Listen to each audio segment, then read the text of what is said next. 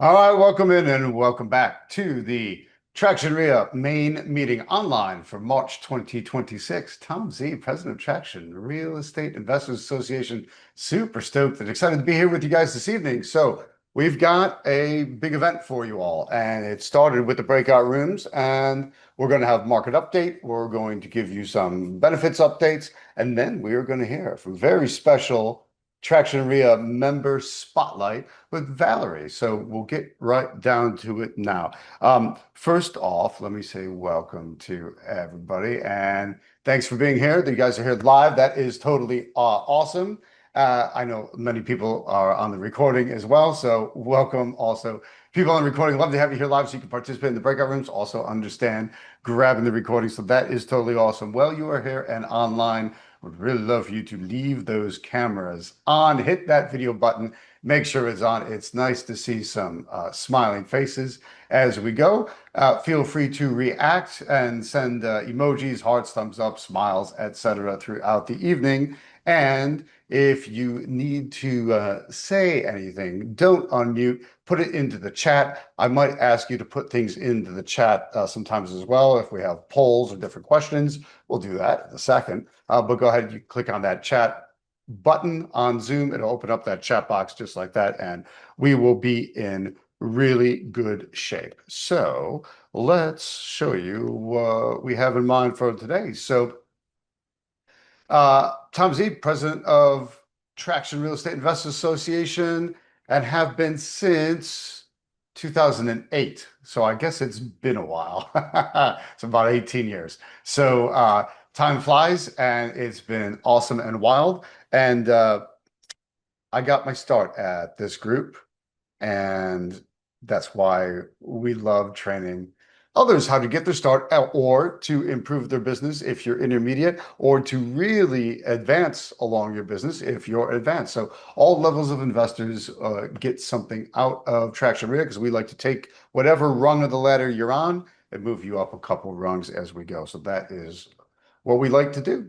And it's the name of the game is making money in real estate investing. So because of that, I also need to disclaim there are no guarantees you'll make money in real estate investing. You're supposed to, but it's not a guarantee. The difference is learn what the heck you're doing. And that's exactly what you're here for. So the different main meetings and events that we do, the deep dive training sessions that we do, are all designed to help you learn how to make money in real estate investing. So speaking of that chat window, why don't you jump into the chat and tell me where you're from? Type the city, state of where you are coming in from today. A couple jumps out of some of that. There we go. Some California, Illinois. Is that New York? That might be Toronto, because New York didn't light up. We got some DC, Virginia, Maryland. Florida, of course, in the house as well. Bradenton, Forestville,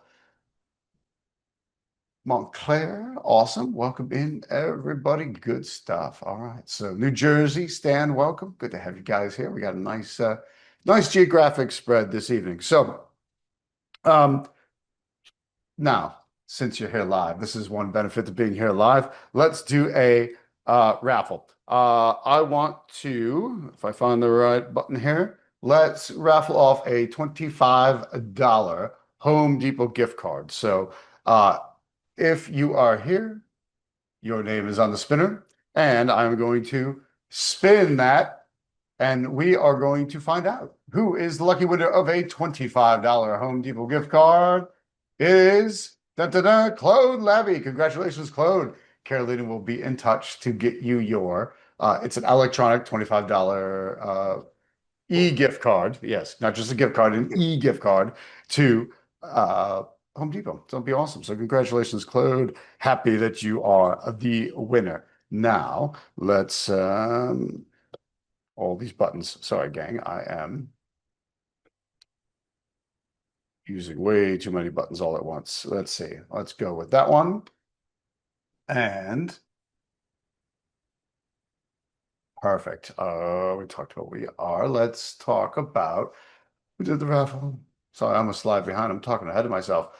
Free guide for you all. So the free guide I would like to have you grab, and you can go to tractionrealestatementors.com/guides.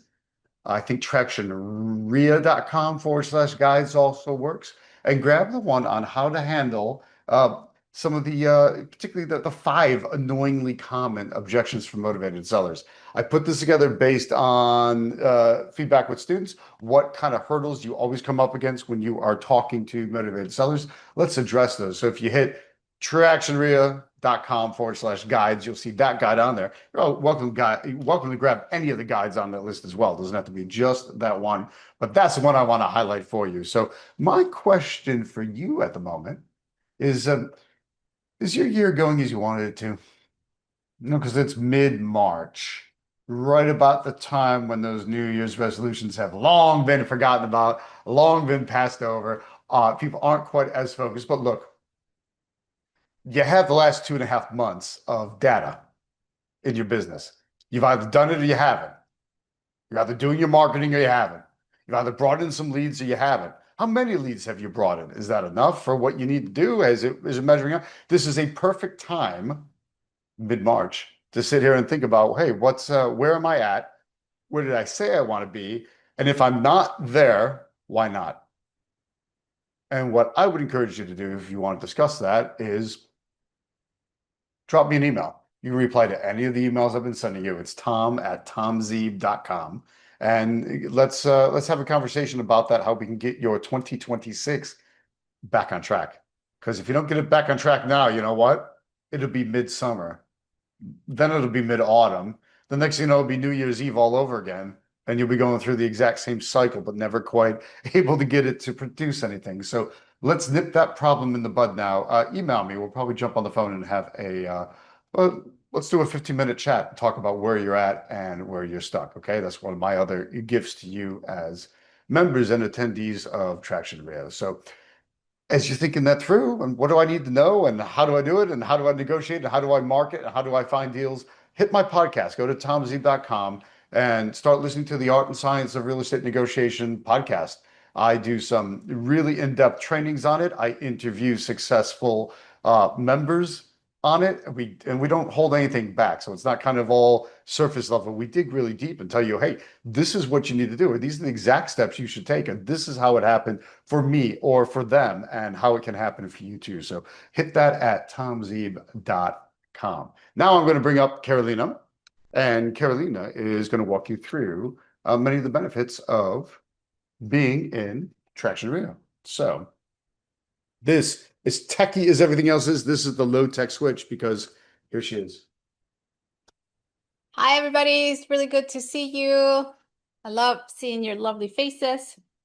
I'm just going to take a few minutes to remind you of a few benefits that Traction has for you, and also give you a few updates on what's been going on in the past couple of months, and then also answer any questions you may have related to Traction REIA, to our membership, to our partnerships, to our sponsors. So I'll take the next slide, please. I'm gonna introduce some of the sponsors. They have been with us for a long time, and they can provide services to you, even if you're starting real estate. For example, self-directed IRAs is something that we should all have. Doesn't matter if you're just starting or you're experienced, because this is a great tool. It's a tax benefit. It's an advantage. You can invest in real estate using your self-directed IRA, your retirement accounts. There's so many accounts that will help you through this fabulous journey. So Specialized IRA is one of our sponsors. So the link is in there, and I'll put all those links as well on the chat. Claude is our resident agent. He has been with Traction for so many years, probably since we started. And I think it's a fantastic person to have in your team, whether you're looking to list your property, your investment property, or whether you want to start working with him, maybe looking for some investment properties that you want to get into. So Claude should be in your speed dial.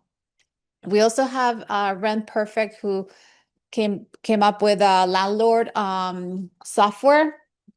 It's a really cool landlord software that anybody can use. They have the QR code there. This is another tool for our landlords that will benefit you and help you avoid so many challenges with your tenants. So I think this is one of the newest benefits that we have had in the past. I guess they started this year. So take a look at it, and it's completely free. It's a landlord software for our traction family.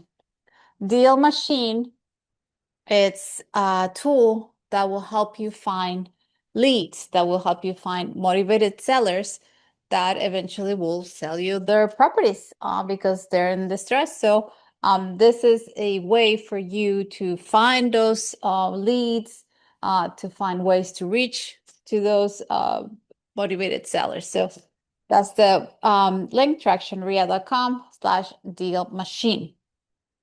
And then Home Depot is the one that I'm going to take a few more minutes to explain. Because we are the chapter for the National Real Estate Investors Association, we can offer you this exclusive benefits with Home Depot. I'm going to list them all, and then I'm going to tell you how you can get them. The first benefit is 20% of liquid paint. So anytime you shop at the Home Depot, anywhere in the US, whether it's online or at the store, you would immediately get 20% off paint.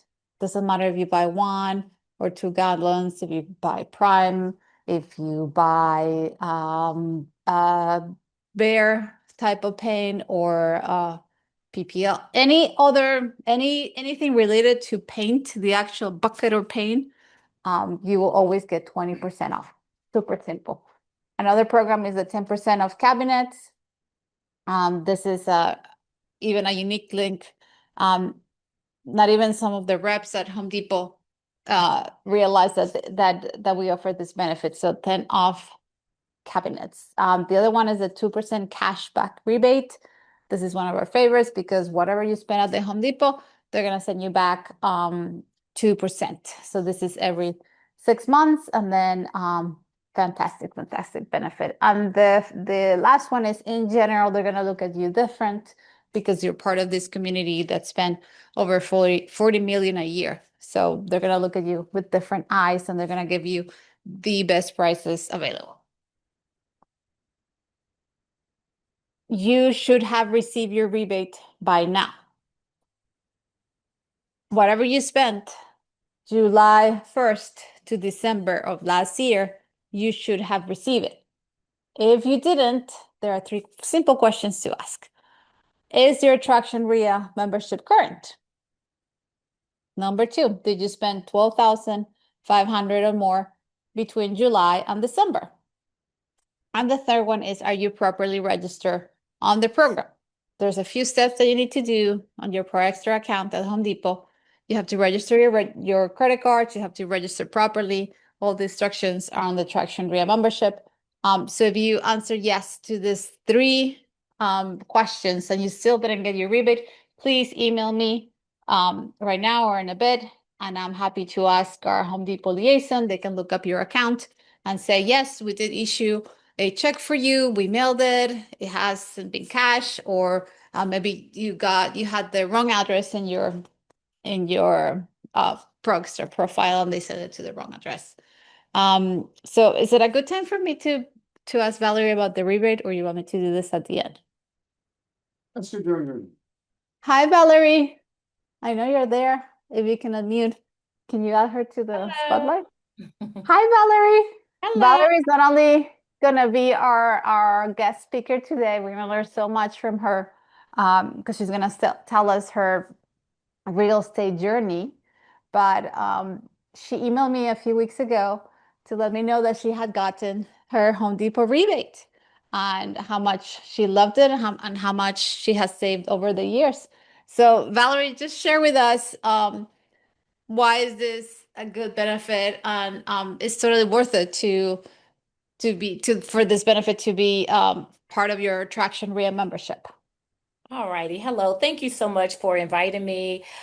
This is an amazing REIA. I've been a part for many, many years. I don't even know. I know it's been over 10 years. I don't know the exact date, but Home Depot has been the best thing for me.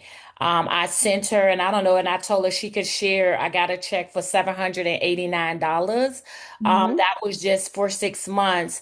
Not only that, I'm also a part of, they have a VIP program. So coming to Traction, I met the VIP rep, Robbie, and I didn't even know anything about, I was always under the Pro Extra, but now Yeah. I'm VIP. And let me tell you about the VIP. So before I was paying delivery fee was $75 a pop, and I'm renovating properties, so I'm having a ton of delivery. So with the VIP, I get free delivery. So, Woohoo. so, and I get a lot of discounts. So I will send like a refrigerator, like I'm buying a refrigerator, I'll send that over, and I get an added discount. So just like you mentioned, Carolina, you get those extra benefits on being a part of the rear. So it pays for itself. So I love to pay my membership every year. I'm like, let me get in because I want those benefits. I mean, to be able to get those checks like that every 6 months. And I was like, here's my check. And so she Yes. shared with everyone. So take advantage of it and always shop at Home Depot. I mean, I try to buy everything. I even tell my family, like, put it under my Pro Extra account, you know. So so I can get those checks coming in every 6 months. So it pays for the membership itself. So that's the importance of being a part of this amazing REIA. Awesome. So yeah, the membership is only $250 a year for to be a member attraction, and then you already got almost $100 just for half of the year. So then it's totally worth it. I mean, just by the numbers, just by the rebate numbers that you're sharing with us, and like you said, being part of the group give you that option to get the VIP status. You're already a VIP for us. Valerie, but now at Home Depot officially, so they give you all those discounts. Awesome. Thank you so much, Valerie. And then hang Welcome. in there because you'll be back soon. Okay. We can't wait to hear your story. Thank you, Valerie. Thank you. Okay, we'll get to the next slide. So remember, those are the three questions that you need to answer. And if you haven't joined yet, just click on tractionrea.com/join, and then you can immediately make you become a traction member right there online, enter all your information, and then you'll be able to get access to the member area and all the step-by-step instructions on how to set up your Home Depot rebate, how to get all the benefits. Will be right there. Is that it for me, Tom? Oh, okay. So that's our member area. This is where you can log in. If you don't understand my Colombian English on my accent, then you just click in there and you click on instructions for Home Depot rebate, instructions to set up the landlord software, instructions to all the other cool benefits that we have will be right there. Another benefit that we have is a membership card. If you attend any of our meetings, for example, today at the end of the event, I'm going to give you a virtual stamp. And once you attend 10 events, you can cash in your price for 3 months of membership. So we'll extend your membership for 3 months, or we'll give you a $50 gift card with Home Depot that you will properly register in your Pro Extra profile so you can get credit for all the purchases that you do with that Home Depot card. And I think, is that it for me, Tom? Tractionrea.com. And if you have any specific questions related to membership or Home Depot rebate, you can put it on the chat and then we can bring it out and then I can answer it for everybody. Bye. All right. Thank you, Carolina. Now, Claude Levy, you are up next. I would love if, let's see if your screen sharing works. And we're going to do a market update, kind of what's happening in the various nationwide markets. There's a lot of movement and things may have changed from what you think. Things may be different from what you heard a little bit ago. So All right, Claude, I'm going to run it on my end, and then you tell me when to click. I'll be the old, like my father used to do before remote controls. Tell me to get up and change the channel. It'd be perfect. So let's see. Screen sharing. I want to share this one, and let me know if you can see the screen now. Okay, yeah, I can see that. That's great. Okay, Okay, good. let's fly. It's weird that everything else is dark now. So when we went into the breakout rooms this evening, I spoke to a couple of people who do tear downs, spoke to a flipper, spoke to a wholesaler, and this presentation is all the text talks about flipping houses, right?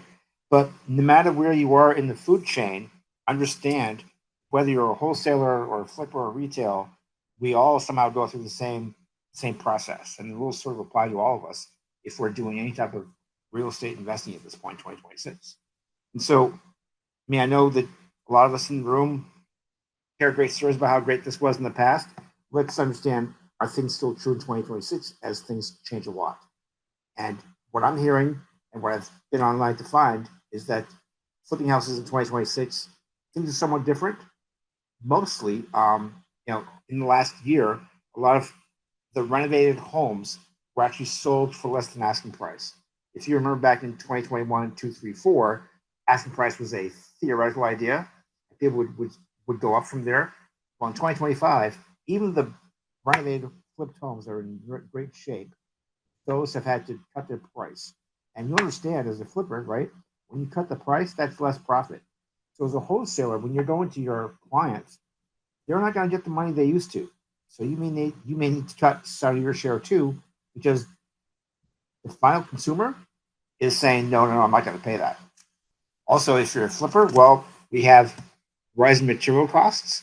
Some of that's through COVID and labor costs. And I would argue that with all the deportations we've had lately, I've had some of my own people that I know have lost some of their staff members, and so all of a sudden you don't have access to the people at the prices you wanted to have.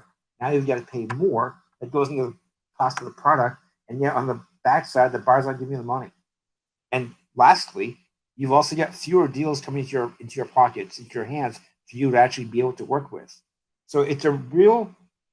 There's like sort of anytime you look someplace, there's a vice, there's an angle that's trying to take money away from you. So it's much more difficult to be flipping in 2026 than it was 2-3 years ago. Next slide, Tom. I promise the slides will go faster. I won't talk as much. And so as the teardown guy, the home builder, or the even the wholesaler, right? What do you get to do? Is there's higher prices for the property you're trying to get. There's higher holding and renovation costs. And then on the backside, when you're trying to sell, there's more competition because a lot of homes are not selling as fast right now. And so this really restates what I just said in the prior slide, maybe with less language, but you all feel the pain in every which way it's coming at you. Next slide. So one thing I want you to think about, and we didn't talk about this in the past. We talked about this maybe back in 2008 when Tom Kelly took over, right? But there are distressed properties. We are having short sales. A title company I spoke to this week said that they had a short sale where the seller came in. Well, actually, it's not a short sale in this case, right? The seller came in and the seller had to bring $225,000 to the table for the deal to close. So the days of ever higher pricing isn't necessarily true anymore. There are a lot of people who unfortunately can't make their payments and the banks come and take over. So this is just in the last month, February 2026, looking at foreclosure filings, foreclosure starts, and actual completed foreclosures, REOs, year over year. So it really comes down to we have 34% more REOs in February than we had in February 2025. We have 20% more foreclosure filings than we had a year ago. And so, 3 or 4 years ago, you wouldn't even know what I was talking about. But if you're a savvy wholesaler, flipper, teardowner, start thinking about going to places where people are giving up their properties, walking away. That does include short sales, which aren't in this slide here. But think about things you didn't think about in the past. That's one way to start being smarter. And if you then think about, so I knew people would be here from all over the country. Where's the foreclosure activity strongest? Well, these are the states across the country in order of um, of numbers, right? So lots of foreclosures in Texas, Florida, California, Georgia, Indiana. I think we've got some people here from Florida, California. I'm not sure about Georgia, but start looking at, where can I, this may not be your neighborhood, right? But I know like locally here, it may not be my neighborhood, but I can probably figure out if I just go up the road for an hour or two, there might be something I can look at. So looking at foreclosure activity, that's something to think about. Next slide, Tom.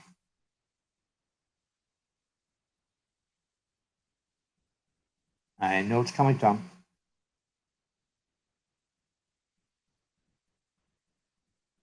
Are you still there, Tom? Are we frozen? Oh, like that. So that was one way to look at where do I get deals, right? Another way to look at where do I get deals is, well, what markets are specifically doing whatever they can to, not every place is buyer friendly, but there are some markets across the U.S. around that are very, very buyer friendly, which means that you can find deals for a lot less than you think. I will bring your attention to number 10 because we'll talk about Pittsburgh later. But there are a number of places in Florida actually that are actually very, very buyer friendly, as well as Atlanta, North Carolina, places you wouldn't necessarily think of in the past. But yeah, Pittsburgh is definitely high on the list. Next slide, Tom. And then the other side to that is, what are the markets where things are flowing very, very fast, where you want to be in this market because everything sells. Well, I want to point your attention to number 2, which is Buffalo. Well, these are in the Northeast. I suspect some of that's because of inventory. A couple in California, but most of this is in the Northeast. Next slide, Tom.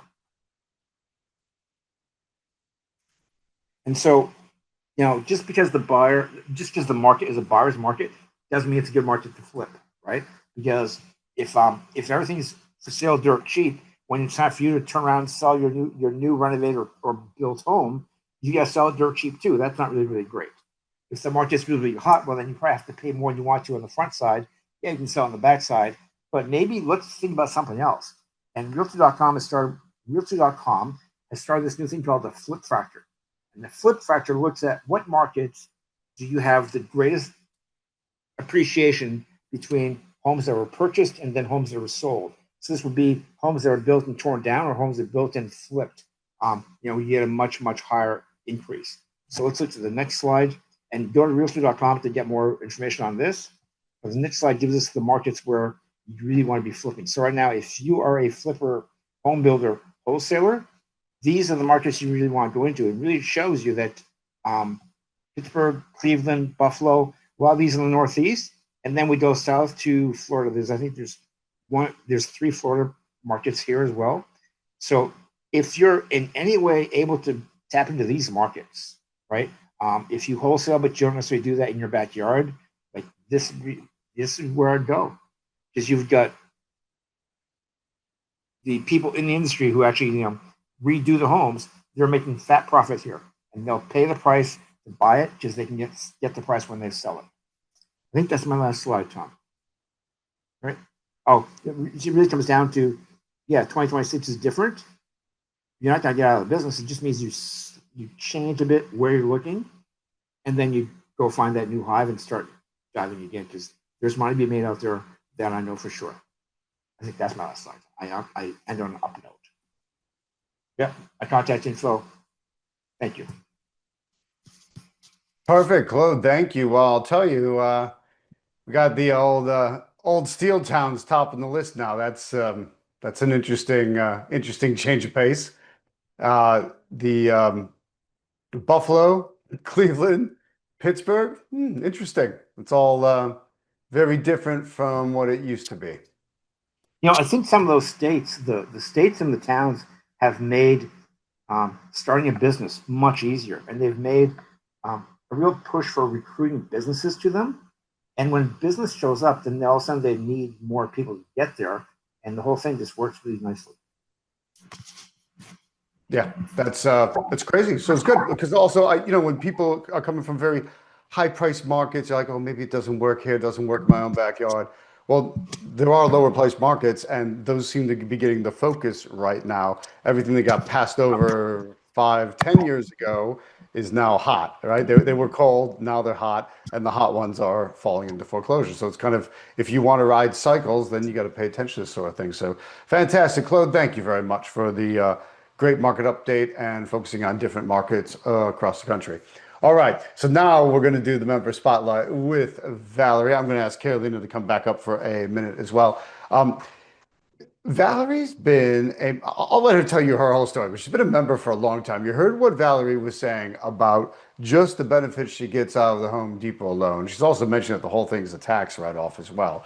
And when you stay active, super active, absolutely. Medium active, yeah, absolutely. Even mildly active. It's amazing how fast you can build a business up. And what Valerie is also going to tell you about when she talks about her story tonight is how she's transitioned from different parts of real estate investing and how the real estate investing business has grown with her. That's really the key because you don't have to jump into exactly where you want to be someday. You just need to jump in and get started. And then you can wind up moving to where you actually want to be, like moving in your business, what actually needs to happen. And that is something that just takes a little bit of time, a little bit of forethought, and make some good things happen. So come on over, Carolyn, for a minute. So we want to thank you for being a great member all these years, Valerie, and we're looking forward to hearing your entire story. Welcome back, Valerie. We're just every time I talk to you over the past, yeah, I think it's been a bit more than 10 years. You are the definition of our the dream traction remember, like the all-star traction remember, because you attended our meetings, you met people, you took action, you took some of the trainings, and not only you took the trainings, but you actually implemented them. So Yeah, that's the it's key. it's easy to just attend a training or invest in a system or a coaching program, but you actually did it. So we are here ready for you to tell us your story.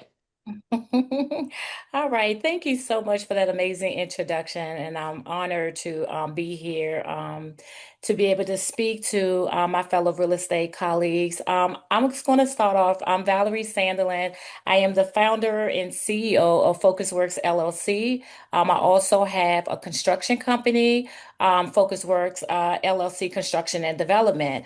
I started my company back in 2007. I was a regular employee in the government, and so I knew I couldn't sing or act. So God led me into real estate, so I had to pray on it. And it's funny because when I did start it, I was putting out the signs, and mine was stars by houses. So I remember, going out on Fridays, putting the signs out and picking them up on Sunday because you don't want to get fined with the city. But more importantly, I knew that I had to hang around like-minded people, right? And so I joined Traction REIA. I started literally with no money, just in the room, listening to other people, saying, "Hey, I closed on this deal." And I just imagine I want to be like that person one day. I would say that you would definitely have to put in the work and you have to change your mindset. And just talk it. I'm a manifester, so I talk it into existence like, yes, you can do it. My very first course was with Alan Cowgill. He come periodically to Traction Rear. I would say, please actually make sure you're there.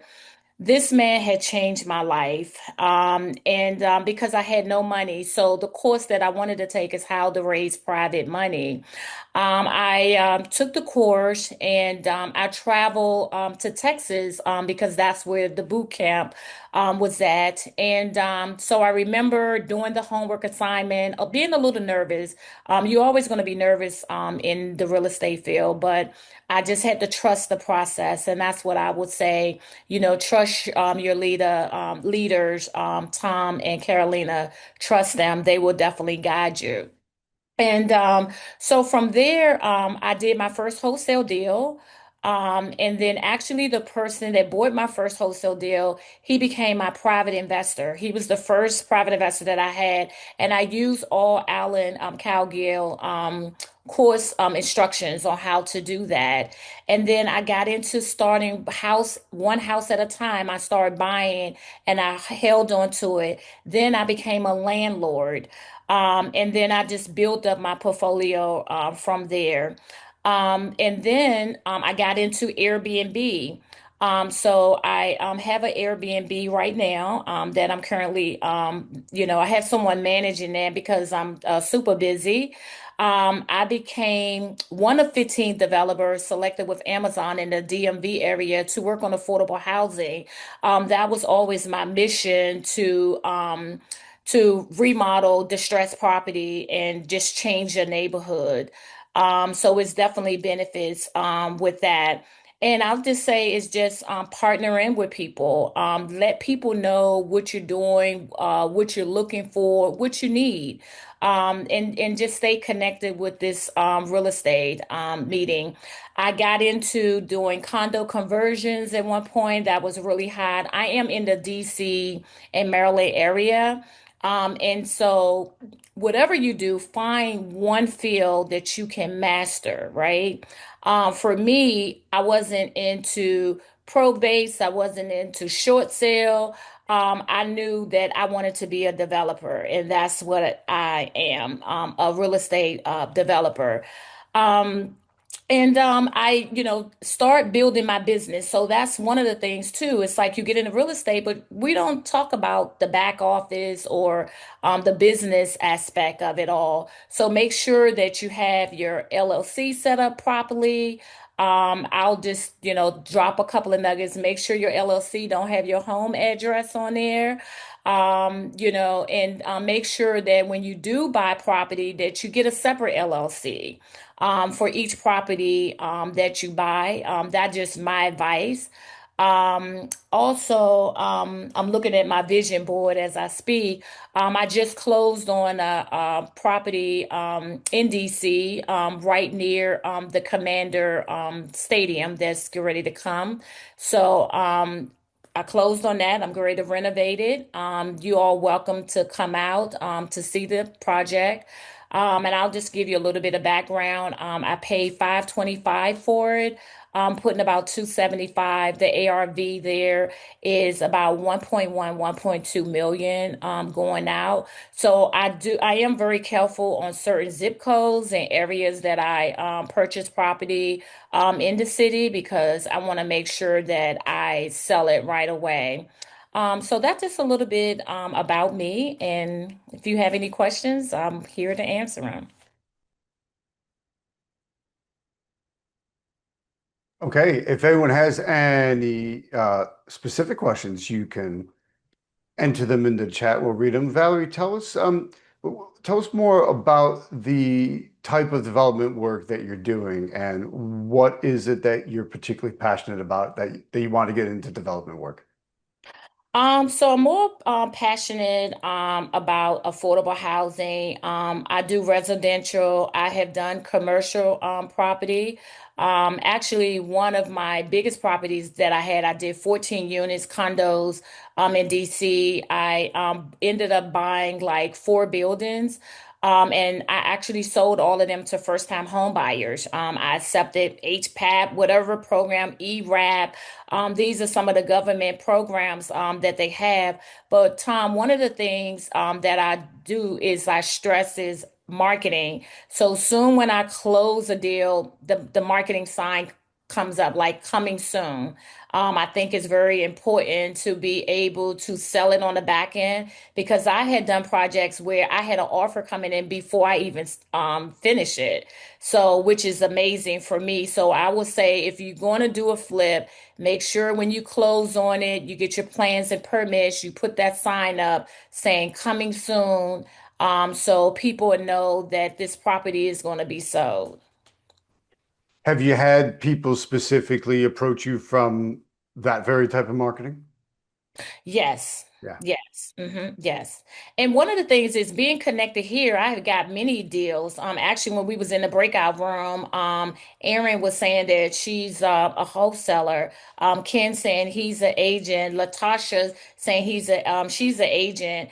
And so that's how I get deal. I do no marketing. It's all about networking. Just let people know what you're looking for. You know, if you're a buyer, say, hey, I'm buying property here. I think Ken said he was in Oklahoma and Texas.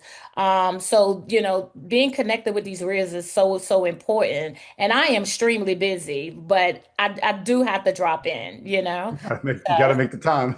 gotta make the time. I mean, I've been doing this for so long and still connected to the real. Yeah. I don't feel like I'm big enough that I don't want to be connected. No, I meet some amazing people here. Yeah, awesome. I'm always amazed, Valerie, how many people will not tell other people what they do. I mean, not say that they're looking for houses. Have you heard of anybody that is having trouble or in foreclosure, or have you seen any rundown, dilapidated houses? I have something for sale. Would you, or for rent? Do you know anyone? I mean, it's our own personal networks are such a powerful thing, such a powerful place to be getting and business from and sending business to, and yet people skip over it. Why do you think that is? I think it's that confident level. I'm very driven. I'm very focused. And I love what I do. So it's just your mindset. And I know you preach that all the time. You have to take action. And so sometimes you get a little scared, but I'm a risk taker. I mean, I have to do it. That's the only way you're going to be able to learn it. I mean, I made a lot of mistakes, but I fall down and I get back up. So I think that it's just your mindset and you just have to say, I can do this. And like I mentioned in the breakout, just partner with an experienced investor or developer, and that way you have someone that can hold your hand through the deal. Yeah. Oh, it's beautiful. Um, Claude's asking if you were to start all over again, Valerie, what would you have done sooner? What I would have done sooner was I would have invested in a coach, a mentor. I would have just bite the bullet because if I would have had a mentor, I'm boots on the ground, self-taught, being connected with you all. I would have just had a mentor. So investing in these programs, you have to invest in your education. If this is something you want to do, you have to spend the money to do it. So I think for me, if I had to do it all over again, I would have invested in having a mentor. Hmm. Interesting. I always have people tell me, well, I'm going to do a deal, then I'm going to get a mentor. I'm thinking, well, that's literally the cart before the horse scenario where, well, yeah, but if you could get it on your own and build it all on your own, then you would have just done it already. It's sometimes like every sports figure, everything else, you have a coach because it gets you to where you want to be faster and quicker and easier and more efficient because they can point out pitfalls and hurdles that you otherwise could have avoided. Absolutely. And money. So you're thinking you're saving, but you're not. I mean, so a lot of the costly mistakes that I made, it cost me a lot of money. A lot of money. I mean, I could talk about this last deal I did. I purchased a school up in Hagerstown, building out a boutique hotel. This is a $25 million project. And brought the whole team on board, had the community, the city leaders, but I couldn't get the funding. So just having a mentor in that space, in that hotel space, would have been very valuable. And so it was just a lesson learned for me, but I learned from it. And then I'm still out here paving the way. I didn't just give up and, throw in the towel. No, I'm back out there. Yeah. So tell me a little bit more. I think you're going to provoke some curiosity there. You bought an old school building and you turned it into a hotel. You kind of slipped that in. Let's put a little sharper focus on it. Tell us about it. Sure, sure. So went up to Hagerstown and so did my research, my due diligence as usual. Bought the school up there. It's set right across from Hagerstown City Park. It was rated as the number one park on MapQuest. I knew that this 100 million baseball stadium was coming in walking distance. So I inquired the property, went through permitting. I had gotten 90% of my site plan completed. Now, mind you, COVID happened. So I'm in the midst of COVID. And then just last year, I lost my funding with USDA when they shut the whole department down. And so that was my issue. So I wasn't able to open or even renovated. But I was almost there. I had like 10% left on my site plan. Beautiful project, and I did my deck and everything like that. And the deck is like your whole portfolio of it talks about the story of the project. Yeah. And just couldn't get it through. So it was a lesson learned, like to get someone in the hotel field. But even with that, I was trying to find someone in the area, but I couldn't. Because that's like a field of its own, being a hotel owner. So and then you have to be careful because you got to screen your mentor. So you want to make sure you have the right mentor. And I know you are a mentor and you're in a good space with Tom. Well, thanks, but not for hotels. I don't claim to have any. No, not hotels, not I'll hotels. bet you've been on marketing Yeah, negotiation, the hotel, and the event. But yeah. you're right. You get something specific to what it is that you're trying to do. Oh, that's Yeah, and awesome. I really wasn't trying to do hotels. I really was trying to take the building and do condominiums, but it Uh, was the city. The city didn't want it. They was like, "Oh no, we don't want it." So sometimes when you buy these properties, it's good to talk to the city because it was adaptive reuse. So I had to redo the zoning over uh, again. So when you're going through the zoning board, you want to know what is it that the city wants. And my idea was, oh, to do condominiums. And they was like, no, not on that property. This is, so that's how you have to pivot. So, don't be afraid to pivot. And I always tell people when you buy a deal, you need to have plan A, B, and C. So that is just my motto. I have to yep. have a plan A. If it doesn't sell, I got to try to refinance and buy a hold till the market supports me to sell it and put a renter in there. So you have to have a strategy when you go into any deal. And remind me what, and forgive me if I missed it earlier. In the end, you sold it to a hotel company, or you still own it and rent it as what exit did you do? So I just sold it in general. And that's another thing is that let me talk about the holding costs. So when you get into real estate and you're using private money is one thing, but when you go into using hard money, you have to pay monthly payments. And so my monthly payments, I was paying 15,000 a month, and I held on to it for 3 years. So you do the math on that. So when you want to play with the big boys, yeah, you're going to be spending some money. So I end up had to sell it when I lost my funding at that point. So, and it was okay. I had a private lender that I had been with for over 10 years. And that was just one project I couldn't get through, not because of me, but because of the market that Claude talked about. And the funding part of, with the USDA. So, Okay, interesting. mhm. There's another question from Latasha asking, what made you go from wholesale to developer? What was the push? What was the reason?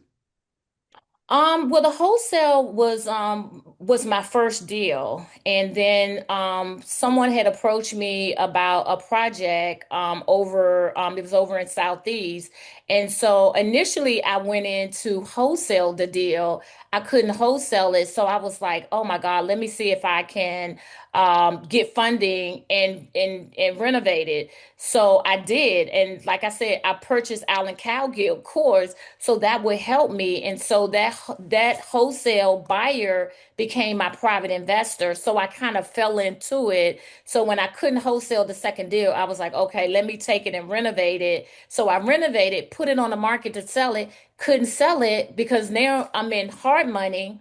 And then I had private money. And so I was like, okay, let me find a way to get financing and keep it as a rental. So that was my first rental property. And then from there, I just start buying, flipping, and holding. I'll buy one, hold, the next one I flip. So that's the strategy that I did. And I was looking back, I've done like almost 50 projects. Okay. So you rotate based on maintaining cash, chunks of cash coming in, some cash flow, and then wholesale rehab. Is that how you figure it out? Basically, it's financial forecasting for what you Correct. need determines your exit strategy. Correct. And also I wasn't afraid to go outside my market. I was buying property down in Roanoke, Virginia. Just Okay. like we just looked at the forecast. I'm like, maybe I need to go to Pittsburgh by surprise, you know. So don't be afraid to get outside your comfort zone, because that's what I did. So I was in other areas buying properties, but those I kept because it was such a good deal. And I was like, let me hold on to it because I know in 3 to 4 years I'll be able to sell it and for double what I paid for it. So these forecasts that comes on are very, very important because it tells you where the market is very hot. So I was taking notes. Good. So we're going to see you in Pittsburgh and Cleveland and Buffalo. I'm from Buffalo. It'll be good. You tell me when you're there, and we'll get some chicken wings together. It'll be good. I'll show you around the town. Sounds good. Good stuff. Here's a Yes. question that came up from something you mentioned earlier. Mm. Yaman's asking, why did you advise to not use your home address on your LLC? Okay. So here I go. I opened up my LLC, didn't know no better, and put my home address. So you never want your home address on your LLC. You always want to shield yourself from anonymity because if a lawsuit or just say somebody just don't like you for The whatever reason, they're nuts. like, oh, I know where you live at. Okay, I'm gonna show up at your house. So you never want to put your home address on there because you want to keep it as a business, right? Because that's what it is. When you get the LLC, that is a business. And that's another thing. So with mine, I'm a student of Anderson. They do all my LLCs for me now, right? So I invested in that because I want to be able to shield my LLC and be able to have my property go to my trust. So that's another thing. When you own property, you want to have a trust set up. So my trust owns all my LLC. So if I ever get in a lawsuit, they don't even know who I am because when you look up my LLC, not this one, but the ones I do, because remember I've been in focus work since 2007, but the other ones you can't even, you don't even, my name doesn't even show anywhere on there. They won't even be able to see who owns the property. Because see, when people know you own it, there'd be a lawsuit be coming. They'd be like, oh, wait a minute. She owns this property. She owns this property. They want to have, and you'd be like, no, no, no, the LLC owns that property. You don't want to say you own that property. So just a little bit of advice. So never put your own, you either go get you a virtual office somewhere or something like that. That is just my advice. Don't put your home address out there. Yeah, we do the same because, oh, you own something, you must be filthy rich. Therefore, we're going to sue you, or we're going to come after you. So it's kind of crazy. We always personally we've used a UPS store as an address for years. Yeah, me too. Because I've had three different UPS stores in different areas.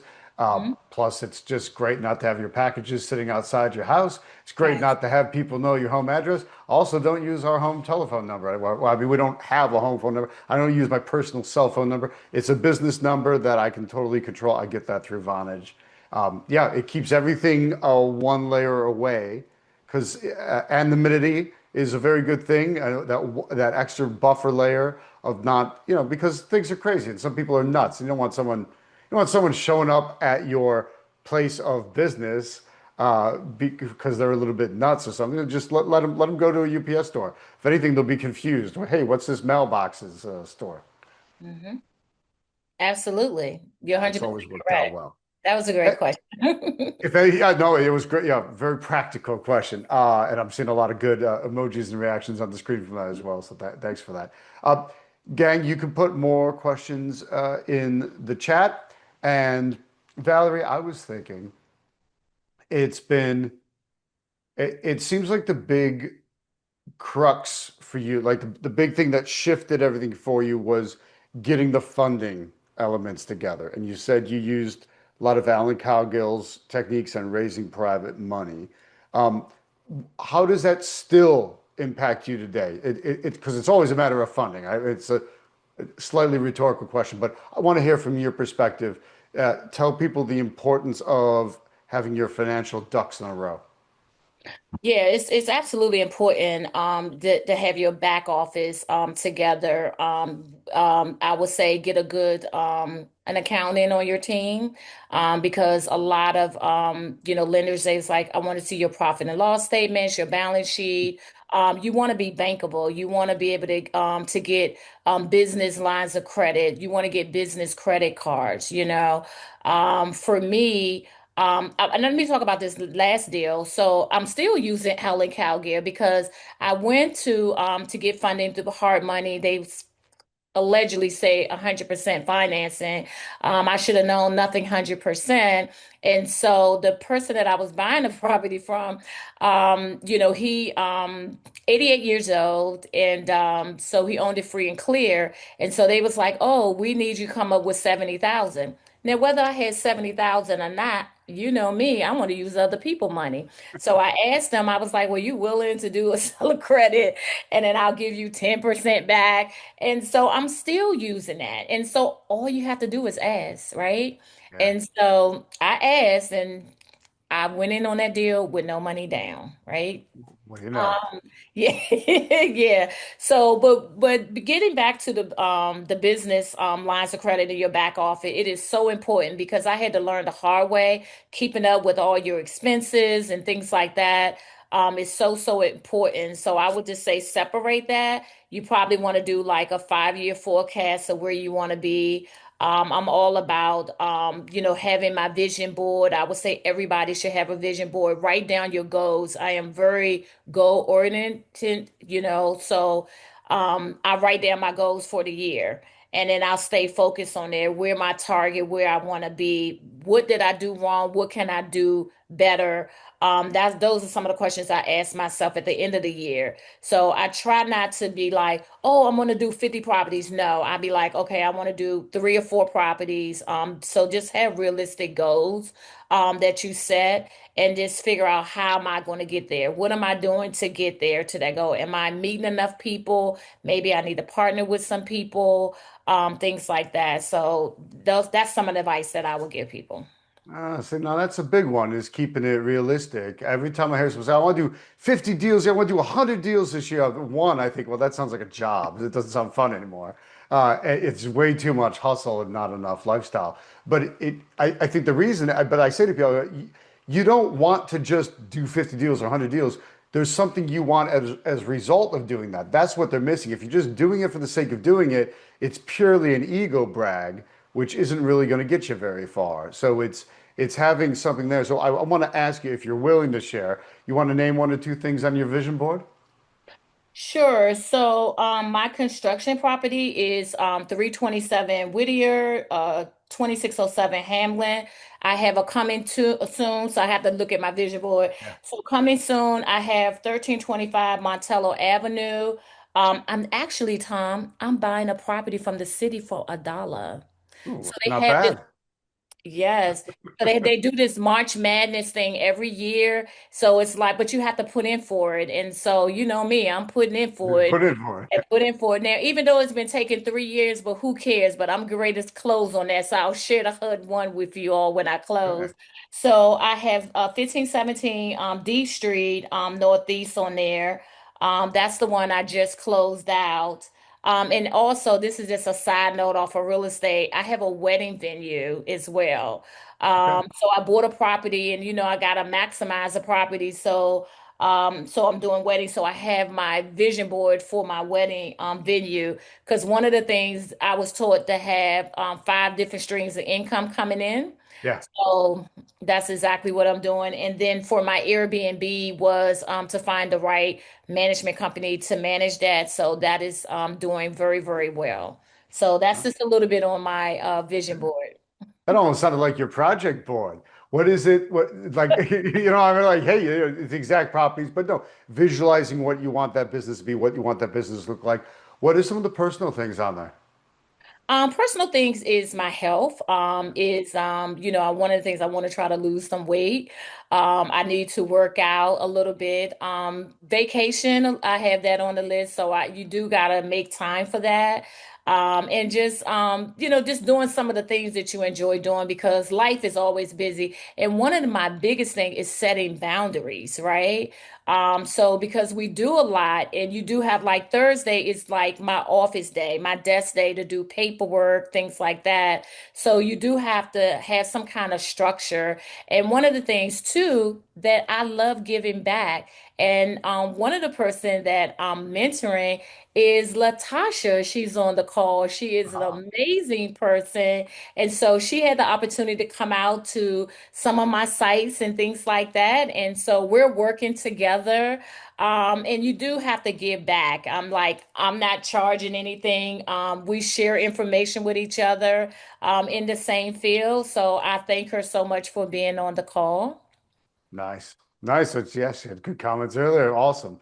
Hey, Aaron's asking a question too. He wants to know what's been your most fulfilling project? Like I'm imagining it's kind of like what's the most personally satisfying project you've done? Yeah, when I did the 14 unit condominium, just when I finished that project, just to see the faces of the first time home buyers and people just like, oh my God, just raving on the development of it, the different units. And that was one of the things for that area. I wanted to do like a two-bedroom, two-bathroom unit. Just the thought process and just to see them get their keys. And some of them still reach out to me today and say, hey, do you have time to do lunch? And they still there. So that was my most fulfilling project. Just to see them get a key, and it's like, wow, you developed this building, and now someone moved in there, and they're enjoying it. So that was really fulfilling for me. Very nice. What would you say is because I think a lot of people get nervous. I mean, they get nervous just starting in the houses business, Mhm. rehabbing or landlording, residential. You're starting to talk about some very big, punchy projects, commercial level, hotels, multi-units, Airbnb as a proper business.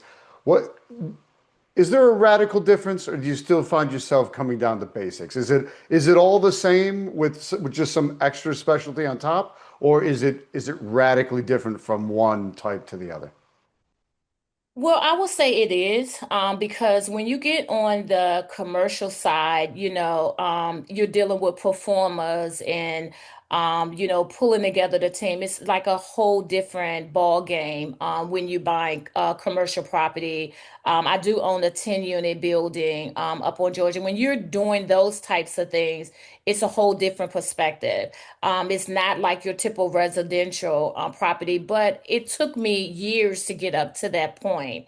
And being in the right space and educating myself, taking the commercial classes, understanding how to actually do it, partnering with people that has that experience.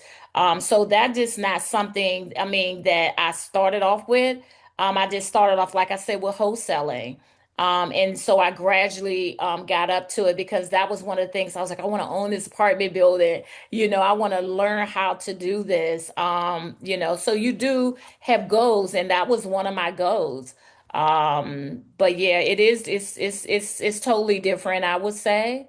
Hmm. Because you have to do a feasibility study. I mean, I could just go on and on about the different things, but on residential, you don't need all those things. Yeah, You don't need a deck, and you have to put the Gantt chart, your timeline, all of those things together. So yeah, you got to have your insurance, your builder's risk. I mean, you should have that for any property, but the value goes up because now you're buying a commercial property. So yeah. yeah. Okay, so it's residential good stepping stone, and now you're getting into projects that demand more complication or demand more exacting management.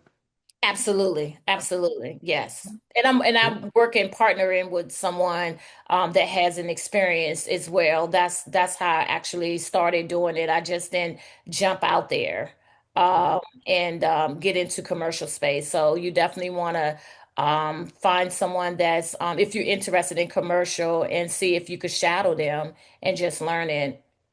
Yeah, perfect. Here's another question from Siu. what location is your Airbnb in? Some areas like DC and Maryland require the property to be a primary residence to be allowed for Airbnb. You had that hiccup? Well, No. Funny you mention it. funny that you mentioned. So my first Airbnb, I did live in the house, right? I renovated the basement to a two-bedroom, and so I stayed down in the basement, and I would rent upstairs. So how I did it was I would close off my main bedroom, and the three other bedrooms was rented out, so they couldn't go in that room. So when I didn't have Airbnb guests, I kind of went back upstairs, right? But it's a transformation because you gotta take all your personal stuff out, your personal pictures, and all of that stuff like that. And then I went on to purchase another Airbnb. That one I just went on and just got like a regular rental license on that one. But the city is just so up and down about you have to live in it, you don't live in it. So it's to each his own, you know. So that's just the way I did it. And so I'm on Airbnb. And now I have a management company that's doing an amazing job. Because you know, at some point you be like, you can't manage everything. I'm just the one shop. So I had to, one of my mentors was like, okay, you got to find a management company because you have to be able to grow. Yeah. So so you just have to, step aside, let someone else manage it. But still, you still gotta make sure you check, do your due diligence behind the housekeepers, things like that. I don't totally like, oh, just give it to them and I turn the other way. No, because you need to know what's going on with that. So, he has systems in place. I can see my revenue. I can, check on the housekeepers, go there to see if anything needs to be done. But the Airbnb has been like the best thing ever. And I believe I got into Airbnb through you all, Tom. Y'all brought in Oh, someone that did the Airbnb. that's right. You worked with Al Williamson, I believe, on that, right? Yes, Yeah. absolutely. I signed up for his course. And so that's that's how I got into Airbnb. You know, for all the people that complain about, oh, they had a course and he wanted to sell it, you're going, well, yeah, buy it and learn something and cut 10 years off the process. You're never going to regret it as long as you actually implement courses that you buy and invest in. Yeah, I mean, I don't have the money like that to be throwing away. So if I'm going to invest in it, I'm going to be serious about it. And I'm going to put in the work. Yeah. So I invest in it. He came into town. He had rented out an Airbnb. I was there for class.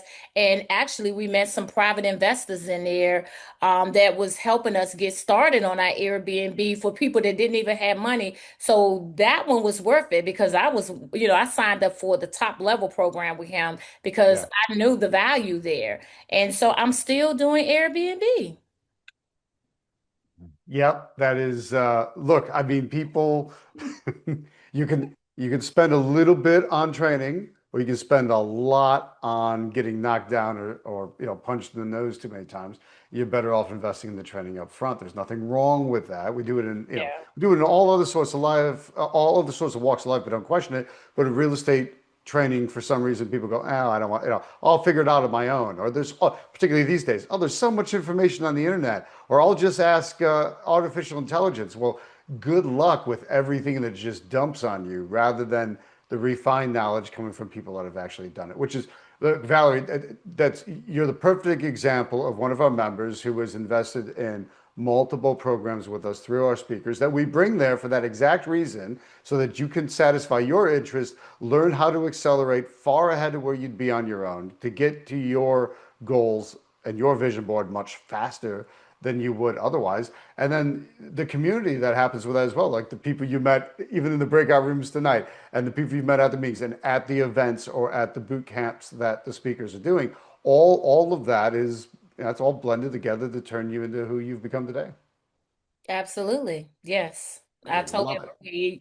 You just have to stay connected and and sign up for the course. If you see something that you like, I mean, the Airbnb was something I like, if they had someone, which, like I said, short sale or probate, if that's not the area you want to be in, that's not the course you sign up for. But you got to find what your niche is in this industry and master it. And that's where I master it. And that's why my company name is Focus Work, because I always tell people, girl, I got to focus on this. I got to focus on this project and getting this project. And so, I named it Focus Work after Steven Spielberg, because he always say, I dreamed of being this big movie producer. Look There we at him go. now. You made it So happen. it happens. So you have to put in the work and stay connected. With this REIA, I'm telling you some great benefits, and you meet some amazing people. Absolutely. And that's probably what Latasha's adding, speed of implementation. Yeah, that's the speed, the implementation, the focus on the actual implementation is wild and fantastic. Here's another question, Valerie. Horace Yeah, is asking, do you still have that nervous feeling at the beginning of a project? I do. There's nothing I wrong with do. that. That's Yeah, honest. I do. I mean, every project, I close on because nothing goes smoothly. Let me tell you, the challenges, I mean, nowadays with these hard money lenders, I mean, with these banks, they want experience. And so you just can't say, oh, I did 4 or 5 property. They want to see HUD one, they want the operating agreement, they want it all. To prove like, hey, you have that experience. So that's why I say if you don't have experience, partner with someone who does, and learn the ropes. So yeah, so that makes me a little bit nervous. And one thing I say, keep your credit together, right? Because they're gonna pull your credit. So that's why I say business credit is great. Put everything on the business credit, but keep your personal credit together. Like I said, be bankable. So that's one of the things. If your credit ain't right, just get it right. So that way when you go in to do your first deal and they pull your credit, you good to go. You already checked that box. So yeah, I do get a little bit nervous. But I put my thinking cap on. I was like, okay, we closed. I know what I need to do after that. So, but it's a joyful experience. Yeah, and it's a celebration. So I celebrate the mini wins. Even when I did my first wholesale, I celebrated with that. It's like, whoo, whoo, I got my first wholesale. I'm on my way. Let me go celebrate. So every time I do a deal, I celebrate. When I close on a deal, I celebrate. So you have to do that. I would say, well, I do. I agree. I like your celebrations. I think not just you love the celebration, I think you love that nervous feeling at the beginning of a project because it motivates you and excites you, and then it gets you focused on looking forward to that celebration at the end. Yeah, it does. It really does. Beautiful. Beautiful. All right. Well, Valerie, we are a little past the bottom of the hour. So I have put the link for joining Traction REIA in the bottom. So a whopping $250 for the year. You could be like Valerie and make $1,600 back on that just from your Home Depot spend alone. But I want to mention that. Latasha is saying thank you as well. She says, thank you, Valerie, for being so willing to share all this great information with us. It was really good. I totally agree. It was very, very good. Um, and how can people get in touch with you if they'd like to? Nope. You want muted on me. I have my website, valeriesanderlin.com. And also I'll put my number in the Okay. chat for everyone. So feel free to reach out to me. I did invite someone to come out to the site as well.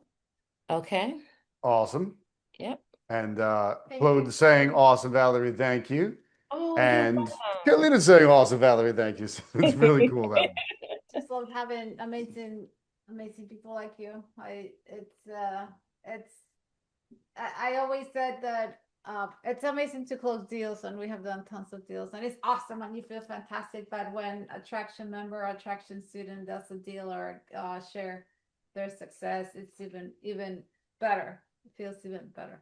Extra special for us. We love it that way. So thank you, Valerie, for being here. Thank you for sharing openly and candidly. We appreciate it. I know everyone else does as well, as you could tell in the chat. All the great comments. It's awesome. Thank you all. I really appreciate it. Thanks, Valerie. Thanks, Alex. All right, gang. So for the March 2026 Traction REIA Online main meeting. It's Tom and Carolina Zeeb wishing you well. If you would like to do a 15-minute chat, like if you're going, hey, I'm motivated. I don't know where I need to be though. How am I going to get to where I want to be motivated to? Then just email me, tom@tomzeeb.com. I'll send you a link to sign up for a 15-minute chat. We'll talk on the phone, see where you're at, see where what could work, what direction we could point you in, like the many great directions that we pointed Valerie in. So just email me, tom@tomzeeb.com, and we'll take it from there. So anything else, Carolina? That's it. All right. Well, then it's Tom and Carolina Zeeb for Traction Real Estate Investors Association signing off.